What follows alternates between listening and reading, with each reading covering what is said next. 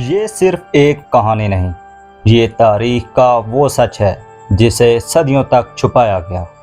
ایک حبشی غلام جو بازار میں بکا، لیکن تقدیر نے اسے ہندوستان کی سلطنتوں کو ہلا دینے والا حکمران بنا دیا۔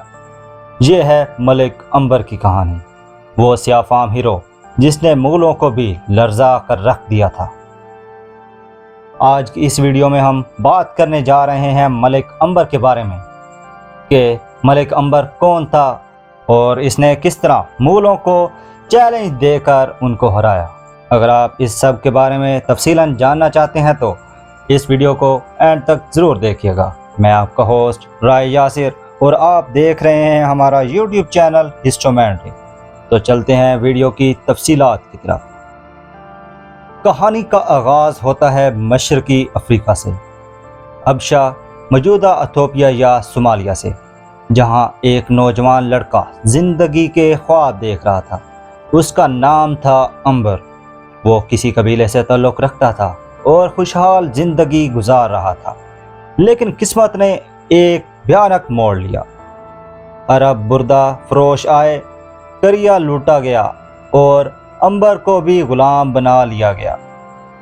عنبر کو زنجیروں میں جکڑ کر پہلے عرب بازاروں میں فروخت کیا گیا، پھر وہاں سے اسے ہندوستان لایا گیا، ایک ایسی سرزمین جہاں غلاموں کی حیثیت کچھ بھی نہیں تھی، مگر عنبر کو اپنی تقدیر کچھ اور منظور تھی۔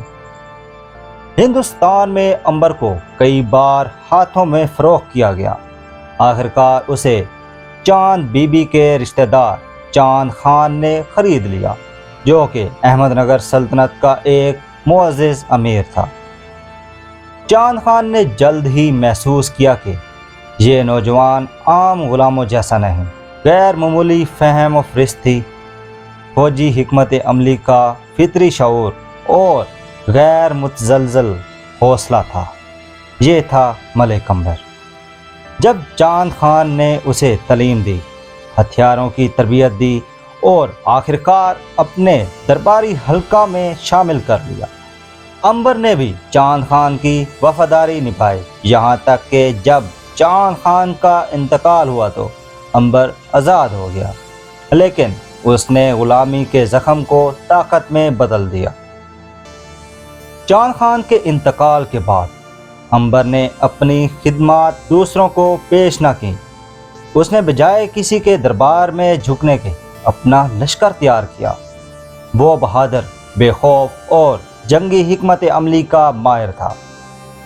جلد ہی اس نے زیر اثر ایک چھوٹا سا خطہ آ گیا۔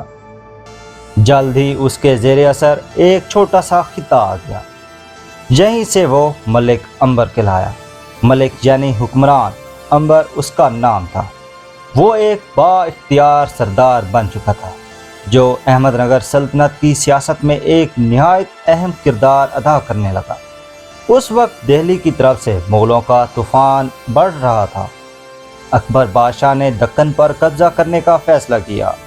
احمد نگر، بیجاپور، گولکنڈہ سب مغل فوج کا نشانہ پر تھے، لیکن ایک شخص تھا جو اس حملے کے سامنے چٹان کی طرح کھڑا ہوا تھا۔ وہ تھا ملک عنبر۔ اس نے چھاپا مار جنگ کو اپنا ہتھیار بنایا۔ وہ جانتا تھا کہ مغل فوجیں بھاری بھرکم ہیں، میدان جنگ میں مقابلہ ممکن ہے، اس لیے اس نے رات کی تاریکی میں پہاڑوں اور جنگلوں کی پناہ لے کر مغل قافلوں پر حملہ کیا، سپلائی لائن کاٹ دی، رسد بھی ان کی بند کر دی اور انہیں تھکا کر رکھ دیا تھا۔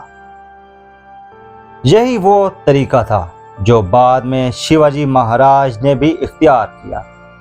ملک عنبر کی یہ چالاکیاں اکبر کے بعد جہانگیر کے زمانے تک مغلوں کے لیے دکھتی رکھ بن گئیں۔ ملک عنبر نے اپنی سیاسی ذہانت سے بھی سب کو حیران کیا۔ احمد نگر سلطنت اس وقت زوال کا شکار تھی، حکمران کٹھ پتلی بن چکے تھے اور ملک عنبر نے وزیر اعظم بن کر اقتدار اپنے ہاتھ میں لے لیا۔ وہ نئے شہر آباد کر رہا تھا، زراعت کی اصلاحات لا رہا تھا، سڑکیں اور قلعے تعمیر کروا رہا تھا، عوام کو انصاف دے رہا تھا۔ اس نے ایک نیا شہر بھی بسایا جسے خرکی کہا گیا، جو بعد میں اورنگ آباد کہلایا۔ ایک سابق غلام جو کسی وقت بازار میں بکا تھا اب سلطنت چلا رہا تھا۔ ملک عنبر ایک مذہبی انسان تھا، اسلام سے گہری وابستگی رکھتا تھا، لیکن ساتھ ہی ہندو رعایا سے بھی انصاف کرتا تھا۔ اس کے دور میں مذہبی ہم آہنگی کو فروغ ملا۔ حبشی نسل ہونے کے باوجود اس نے کبھی اپنی افریقی شناخت کو نہیں چھپایا۔ اس نے حبشی غلاموں کو تربیت دے کر فوجی افسر بنایا، ایک پوری نسل کو طاقت دی جو کبھی زنجیروں میں جکڑی تھی۔ جہانگیر نے اپنے جرنیل خانِ خاں، عبد الرحیم، پرویز مرزا اور دیگر فوجی کمانڈرز کو ملک عنبر کے خلاف بھیجا، لیکن سب ناکام لوٹے۔ ملک عنبر نے کئی بار مغل قلعے فتح کیے اور کئی بار انہیں گھیر کر پسپا کیا۔ یہی وہ وقت تھا جب جہانگیر نے اپنی مشہور سوانح عمری تذکرہ جہانگیری میں لکھا، یہ کالا حبشی ملک عنبر ہم کو بہت ستاتا ہے۔ ملک عنبر کے لیے یہ سب سے بڑا اعزاز تھا کہ ایک مغل شہنشاہ اسے اپنا دشمن وقت مانتا تھا۔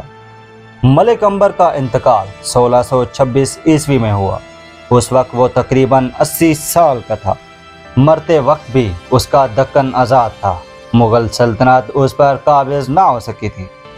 اس کے بعد اس کے بیٹے فتح خان نے اقتدار سنبھالا، مگر وہ باپ جیسا تدبر نہ رکھ سکا۔ لیکن ملک عنبر کا نام، اس کی جد و جہد، اس کی افریقی شناخت، اس کا نظام حکمرانی آج بھی تاریخ کے سنہری صفحات میں محفوظ ہے۔ ملک عنبر کی کہانی ہمیں بتاتی ہے کہ نسل کبھی معیار نہیں ہوتی، غلامی کبھی حتمی تقدیر نہیں ہوتی، حوصلہ، علم اور تدبر سے تاریخ بدلی جا سکتی ہے۔ آج جب دنیا سیاہ فام شناخت پر بات کرتی ہے تو ہمیں ملک عنبر کو یاد رکھنا چاہیے، جس نے نہ صرف غلامی کی زنجیریں توڑی بلکہ شہنشاہوں کی نیندیں بھی اڑا دی۔ اگر آپ کو لگتا ہے کہ صرف بادشاہی تاریخ لکھتے ہیں تو ملک عنبر کو یاد کیجیے، ایک غلام جو تاریخ کا وہ باب لکھ گیا جو آج بھی مغلوں کی عظمت پر سوالیہ نشان ہے۔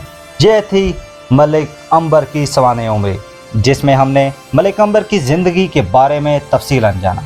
اگر آپ اس طرح کی مزید ہسٹوریکل اور انفارمیٹیو ویڈیوز دیکھنا چاہتے ہیں تو ہمارے یوٹیوب چینل ہسٹومینٹری کو سبسکرائب کر لیں اور بیل آئیکن کے بٹن کو پریس کر لیں تاکہ اس طرح کی مزید ہسٹوریکل اور انفارمیٹیو ویڈیوز آپ تک پہنچتی رہیں۔ آج کے لیے ہمیں اجازت دیجیے، ملتے ہیں ایک نئی ویڈیو کے ساتھ۔ اللہ حافظ۔